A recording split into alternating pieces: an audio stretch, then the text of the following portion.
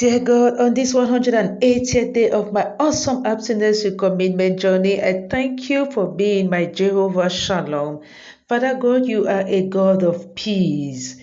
Gideon said this in Judges 6:24. It's only you who could have brought them so much peace and victory when they were so few an army in the face of these Midianites who were so well trained and everything. So, Father God, it is all about peace. If there's no peace in that situation, in that relationship, then it is not you. I have no reason being there. I have no reason getting involved. And Jesus assures me this in John. He says, peace I live with you. My peace I give you. Sometimes, most times, it's not even as the world gives, but it is inside there, Father.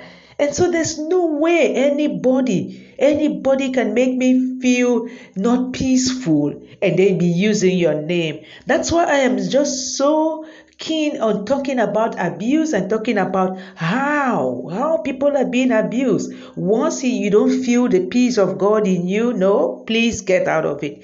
Yesterday morning, I decided to go on a hike, on a walk. I had to go to the hospital to bring this my son's sample, urine specimen, and I started to walk so that in walking I could be taking care of my holistic health, my body, my spirit, my mind, everything, and really thinking, especially as today is Mother's Day, right? And I've been a mother for 18 years now. And so I needed to do all of that and see how the grace of God has brought me this far. It was so wonderful, Father. I trekked for 1.5 hours to get to the hospital, right? And I gave the samples, and then they told me that the results would be out at midday. So I didn't want to go back home and come back at midday. So I just stayed around the hospital premises, doing my thing. I had some breakfast, and then I was listening to all of these inspirational talks on YouTube and other people's journeys and messages, and well, of course, the Christian ones, because that's what I want to nourish myself with now as I journey on. And that's my purpose in life anyway, to inspire, motivate people from all walks of life with my personal experience. So I need them.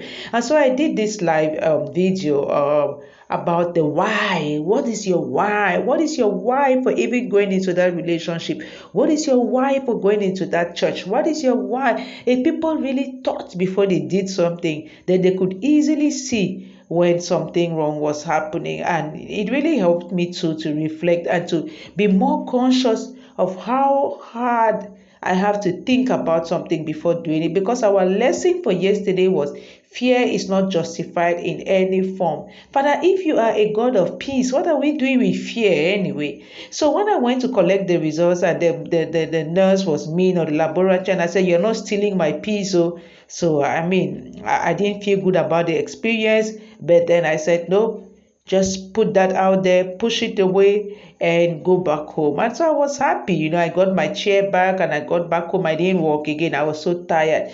But then I was happy. I took a bike, and then, well, I got myself an ice cream. I've worked hard and everything. And the results are good. They're not scary. So I'm grateful. And in the evening, I decided to just take myself out, ahead of Mother's Day today, which I'll be spending with my mom. I took myself out to a restaurant nearby, a fast food joint or something. Once in a while, treat yourself to something. You deserve it, Mama. You deserve it. Whoever is watching this and listening. So, what did I get?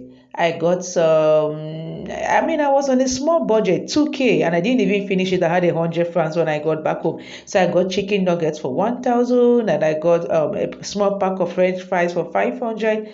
It's not about the lavishness and all of those things. It's about the gesture. It's about the self-care. It's about the self-love. It's about the peace you feel in it. And when I came back home, I added veggies. I got some baby carrots and some beetroots. I'm just so grateful.